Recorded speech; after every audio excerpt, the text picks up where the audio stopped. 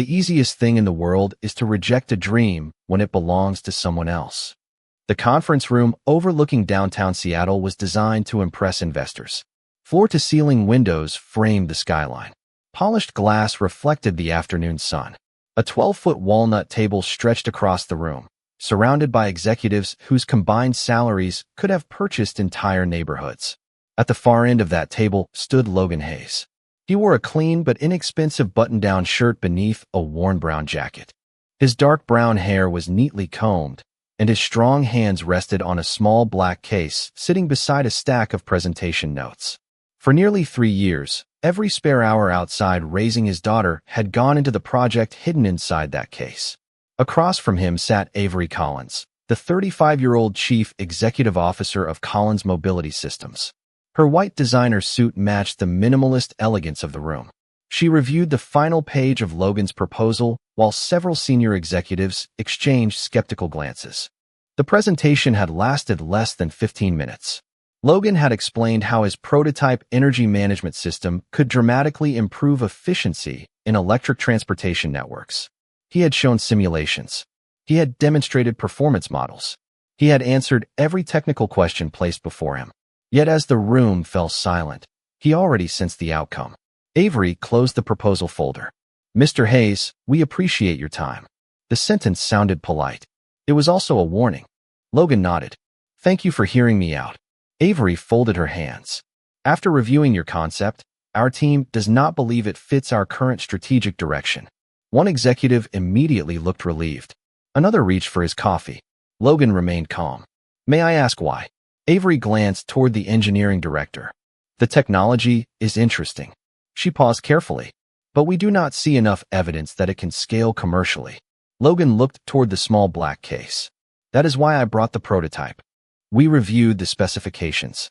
Avery's voice remained professional. "Our decision stands." The words settled heavily across the room. Years of work dismissed in less than 3 minutes. Several executives were already organizing papers and preparing for the next meeting. To them, the conversation was over. Logan slowly picked up the case. He did not argue. He did not raise his voice. He did not remind them how many nights he had spent working in a garage after his daughter went to sleep. Instead, he offered a small nod. "Understood." Avery appeared almost surprised by the lack of resistance. "You are taking this well." Logan smiled faintly. "I have a daughter. Rejection is not the hardest thing I deal with." A few people laughed politely. Avery did not. Logan lifted the case and turned toward the door. Then he stopped. For a moment, he looked back at the room full of executives. Someday this little garage project will matter to someone. The statement was simple. Not angry. Not dramatic. Just honest. One executive smirked. Another looked away. Avery studied him for a second before responding. "I wish you luck, Mr. Hayes." Logan nodded and walked out. Minutes later, he crossed the lobby carrying nothing except his prototype and the dream that had just been rejected.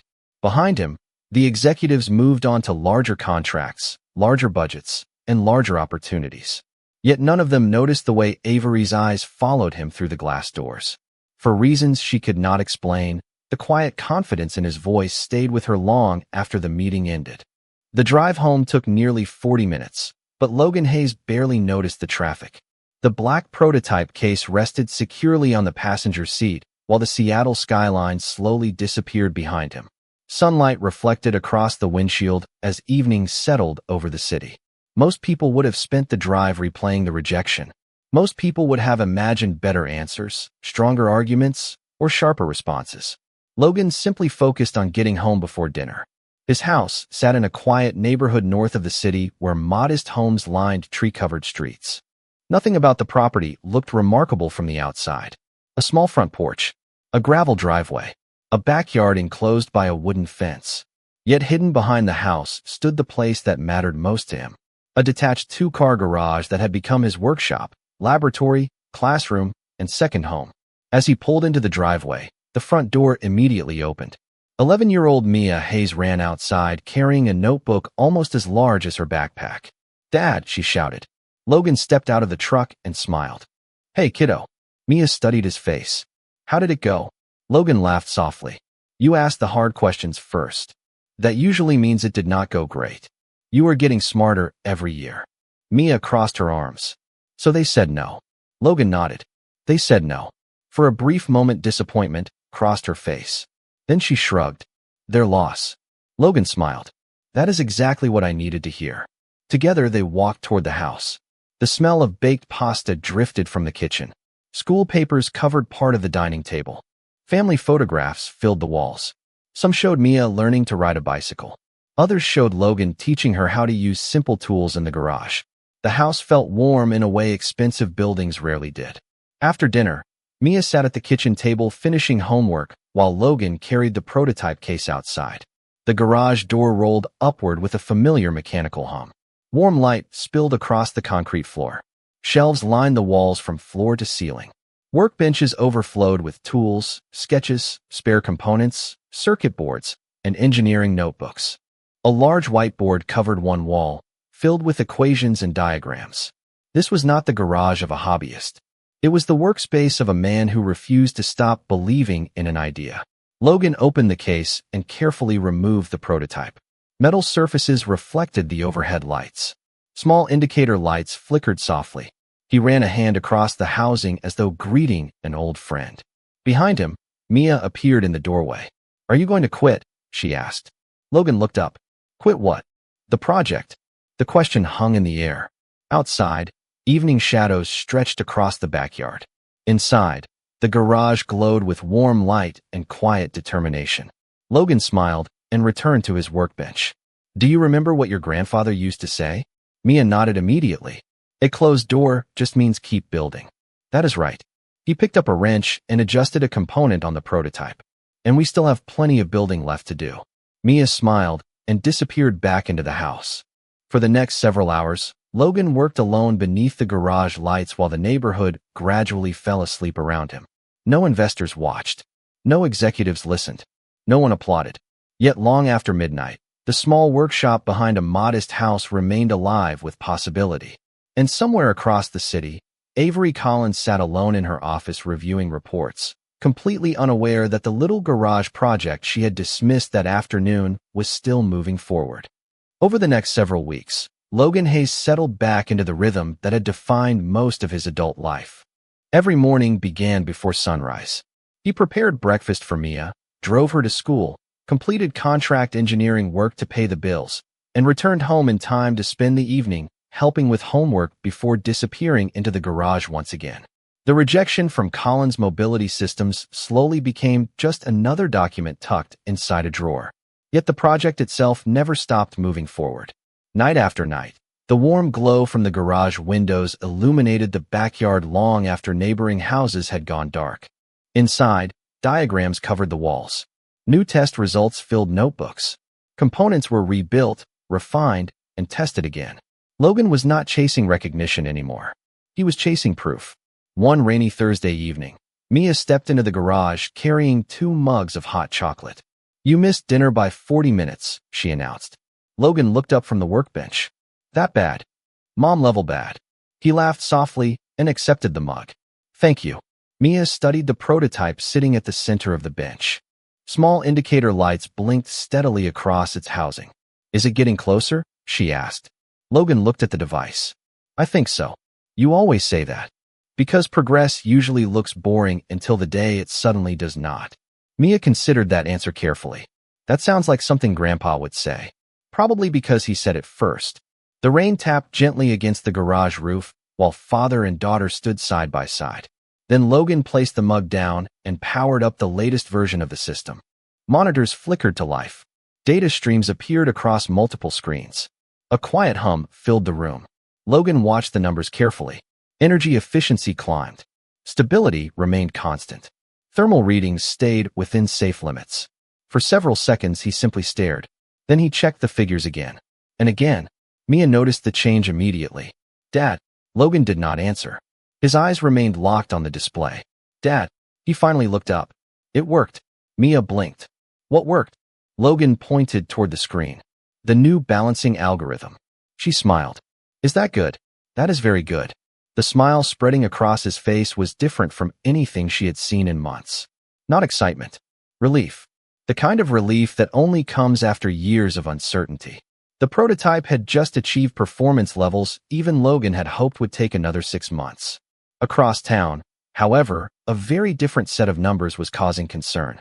Inside the headquarters of Collins Mobility Systems, engineers gathered around conference tables reviewing reports from the company's most ambitious transportation project. Deadlines were approaching. Investors expected results. Yet a critical energy management problem continued appearing during large-scale testing. Every solution introduced new complications. Every adjustment created another setback. Late that night, Avery Collins sat alone reviewing the latest failure report. She rubbed her temples and stared out at the city lights beyond her office window. Somewhere in a drawer nearby rested Logan Hayes' proposal. She had not looked at it since the day she rejected it.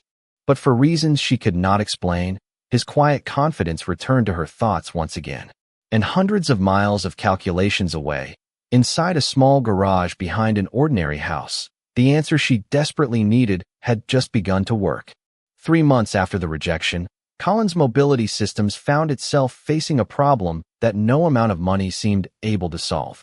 The company had invested heavily in a next-generation transportation network designed to support thousands of electric vehicles across multiple cities. Investors were watching closely. Industry analysts were predicting a breakthrough. Yet inside the company's testing facilities, warning indicators continued appearing across system reports. One failure triggered another. Every attempted fix created new instability somewhere else. On a gray Monday morning, Avery Collins entered the executive conference room, carrying a thick stack of engineering summaries. The atmosphere felt heavier than usual. Senior engineers sat around the table with tired expressions. Several had barely slept. A massive screen displayed performance graphs covered in red warning markers. Avery placed the reports down. "Tell me something good." No one answered immediately. Finally, the lead systems architect cleared his throat. "We reduced the failure rate by 4%. Avery waited. And the room remained silent. "And the network still becomes unstable under full-scale demand." Avery looked around the table. "How much time do we have?" "Maybe 6 weeks, another engineer replied. "After that, the demonstration project is in serious trouble." The words settled heavily across the room.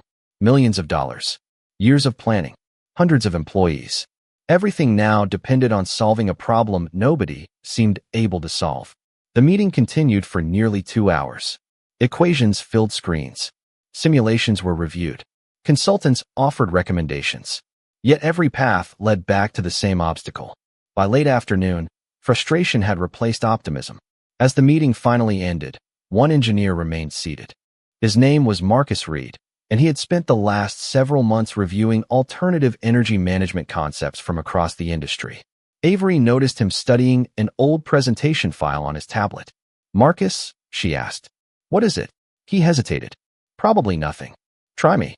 Marcus looked up. "Do you remember the independent inventor who presented here a few months ago?" Avery immediately knew who he meant. "Logan Hayes." Marcus nodded. "I kept his proposal." Avery frowned slightly. "Why?" "Because some of his ideas were unusual." He tapped the screen and enlarged a diagram. "At the time, I thought the design was too ambitious." Avery stepped closer. "And now?" Marcus turned the tablet toward her. "Now I think he may have been solving the exact problem we are facing." Avery stared at the screen. Familiar diagrams appeared before her. Energy balancing pathways. Adaptive load distribution models. Stability algorithms. Concepts she had dismissed as unproven suddenly looked very different. Marcus continued. "I ran comparisons against our current system." "What happened?" Avery asked. "His architecture addresses the instability directly." The room seemed to grow quieter. Avery remembered the small black prototype case. She remembered the calm confidence in Logan's voice. She remembered the simple sentence he spoke before leaving. "Someday this little garage project will matter to someone." For the first time since that meeting, Avery felt something she rarely experienced. Not doubt in her company. Not doubt in her team. Doubt in her decision. And somewhere across the city, beneath the warm lights of a modest garage, Logan Hayes continued working on his project, completely unaware that the company which had rejected his dream was now beginning to search for it. The following morning, Avery Collins arrived at headquarters earlier than anyone else. Seattle was still waking up beneath a blanket of low clouds when she stepped into her office carrying Marcus Reed's analysis. The city lights had not completely faded, and the glass walls reflected her own thoughtful expression back at her. She placed the report on her desk and opened Logan Hayes' original proposal for the first time since rejecting it. What she expected to find were theories. What she found instead were answers. For nearly 2 hours, she reviewed every page. Detailed calculations, stability models, long-term projections, technical notes written with remarkable clarity. The deeper she read, the more uncomfortable she became. None of it looked reckless. None of it looked unrealistic. In fact, many of the solutions closely mirrored the problems now threatening Colin's mobility systems. By mid-morning, Avery called an emergency engineering meeting. Senior staff gathered around the conference table once again. This time the atmosphere felt different. Marcus projected Logan's original architecture onto the main screen. "Walk us through it," Avery said. Marcus nodded. For the next 40 minutes, he compared Logan's system against the company's current platform. Every comparison seemed to point in the same direction. Energy balancing, demand adaptation, network stability. Again and again, Logan's design addressed weaknesses that had plagued the corporation for months. When Marcus finally finished, silence filled the room. Avery looked toward her lead engineer. "Could this work?" The engineer leaned back slowly. "I think it already does." Nobody spoke for several seconds. Finally, another executive cleared his throat. "Then why did we reject it?" The question landed heavily. No one wanted to answer. Because the truth was uncomfortable. Logan had not come from a prestigious research laboratory. He had not represented a major institution. He had arrived carrying a prototype built inside a garage. And they had judged the setting before fully understanding the substance. That afternoon, Avery left the office and drove herself across town. She did not schedule assistance. She did not notify the board. She simply followed the address listed on Logan's original proposal. The farther she traveled from downtown, the smaller the buildings became. Glass towers gave way to family homes. Busy streets gave way to quiet neighborhoods lined with trees. Eventually, she turned onto a residential road and slowed. Then she saw it. A modest house, a gravel driveway, a pickup truck, and behind the house, a detached garage glowing with warm light even in the middle of the day. Avery remained inside her car for several moments. This was the place where the project they had dismissed had continued to grow. Through a partially open garage door, she could see workbenches, equipment, sketches, and shelves packed with components. Not chaos. Discipline. Not fantasy. Commitment. Then she noticed something else. Through the kitchen window of the house, Mia sat at the table doing homework while Logan worked nearby preparing lunch. The scene stopped her completely. There were no investors. No publicity. No audience. Just a father balancing responsibility and ambition one ordinary day at a time. Avery suddenly understood something she had missed during their meeting months earlier. Logan was not chasing attention. He was solving a problem because he believed it needed solving. As she watched the quiet rhythm of his life unfold, the weight of her decision felt heavier than ever. And for the first time, Avery Collins found herself walking toward the garage she once dismissed, carrying something far more difficult than a business proposal. She was carrying the possibility that she had been wrong. Logan Hayes looked up from the workbench when he heard a car door close outside.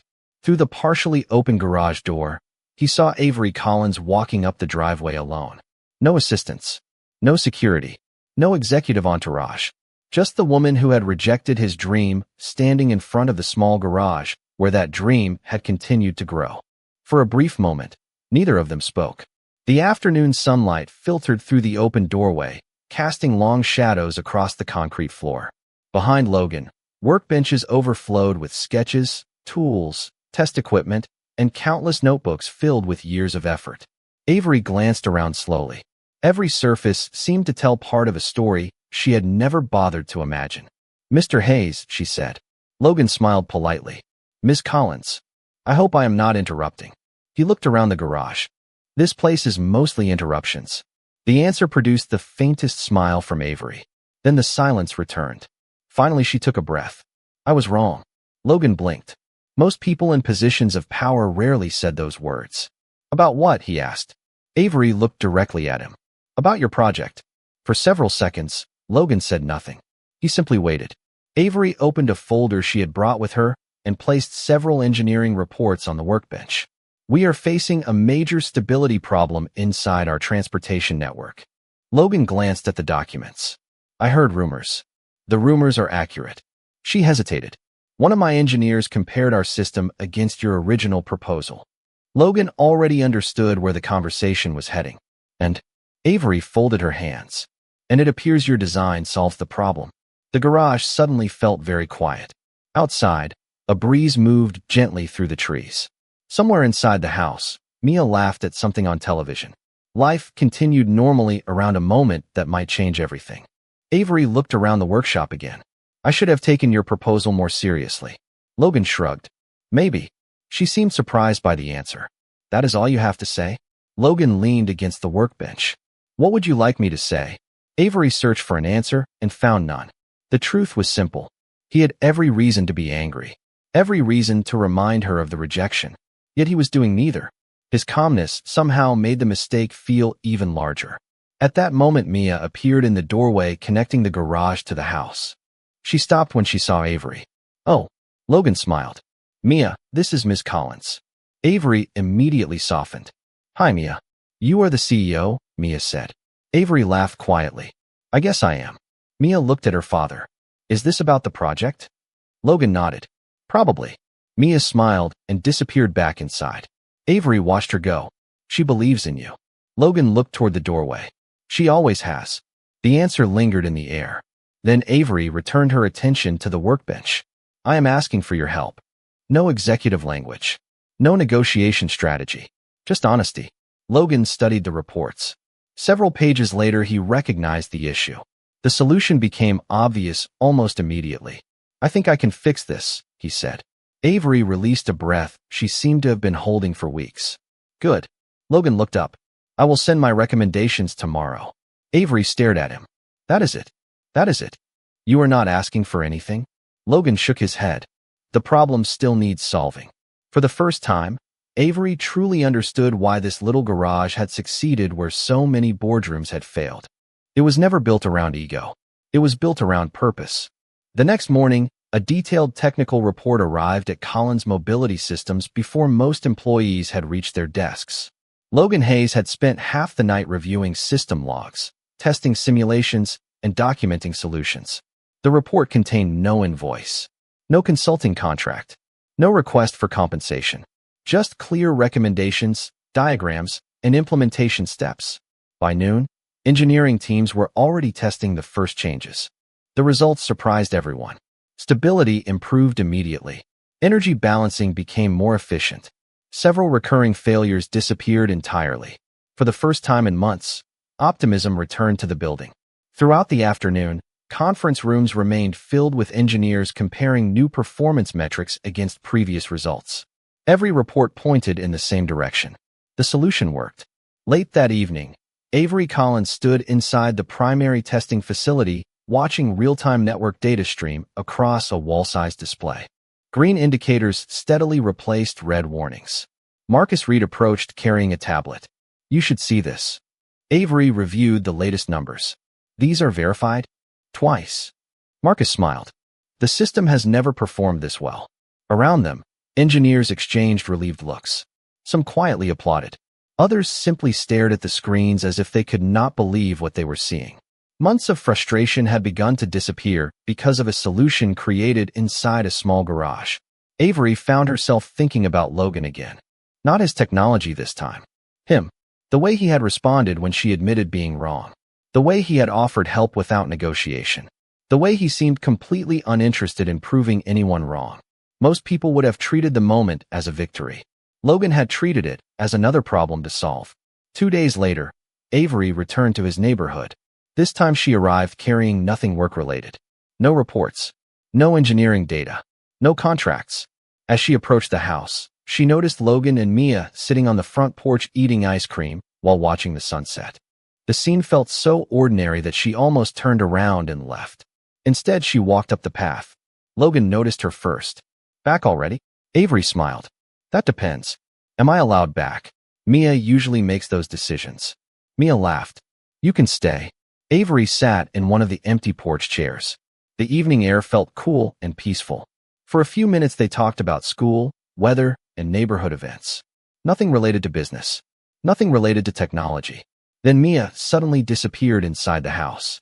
When she returned, she carried a small box filled with papers. "Dad keeps everything," she announced. Logan immediately looked concerned. "Mia, what?" she asked innocently.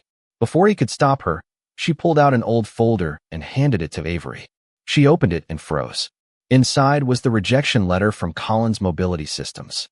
The original one. Avery looked up. "You kept this?" Logan nodded. "Of course." "Why?" She genuinely could not understand. Logan leaned back in his chair and watched the sunset beyond the trees. "Because it reminded me there was still work to do." Avery looked at the letter again. There were no angry notes written across it. No signs of resentment. No evidence that he had treated it as an insult. He had simply filed it away and continued building. The realization hit harder than any technical report. Some people used rejection as an excuse. Logan had used it as motivation. As darkness slowly settled across the neighborhood, Avery folded the letter carefully and returned it to the box. For the first time, she understood that the most remarkable thing about Logan Hayes was never the invention. It was the character of the man who built it. Over the following weeks, Collins Mobility Systems experienced something it had not seen in months. Momentum. The engineering crisis that once dominated every meeting gradually disappeared. Testing milestones were achieved ahead of schedule. Investors regained confidence. Internal reports shifted from concern to optimism. Everywhere Avery Collins looked, the numbers told the same story. The solution worked. Yet despite the success, she found herself thinking less about the technology and more about the man behind it. One evening, long after most employees had gone home, Avery sat alone in her office reviewing the journey that had brought the company back from the edge of a costly failure. Through the floor-to-ceiling windows, Seattle glowed beneath a sky filled with city lights. On her desk sat Logan's original proposal beside the latest performance reports. The contrast was impossible to ignore. The document she once dismissed now represented one of the most important breakthroughs the company had ever implemented. A soft knock interrupted her thoughts. Marcus Reed entered carrying a folder. "The board approved the partnership announcement," he said. Avery looked up. "Already?" Marcus smiled. "Not everyone was comfortable admitting we missed something. I can imagine." He placed the folder on her desk.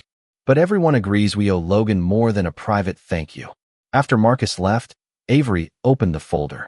Inside were plans for a public technology showcase scheduled 6 weeks later.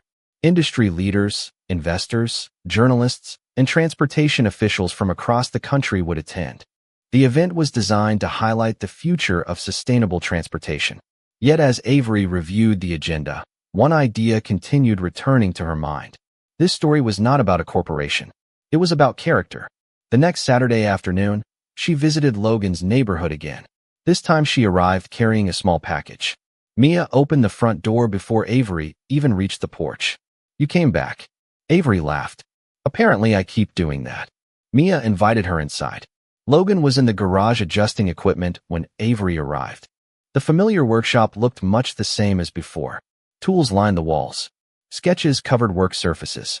The quiet hum of ongoing work filled the room. Avery handed Logan the package. "What is this?" he asked. "Open it." Inside rested a framed photograph taken during the first successful full-scale test using his system.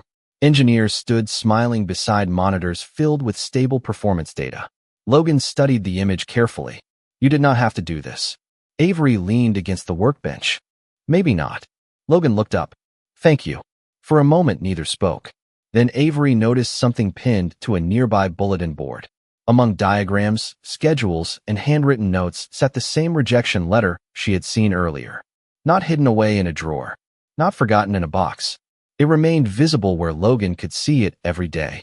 Avery shook her head slightly. "You really kept it." Logan followed her gaze and smiled. "Of course.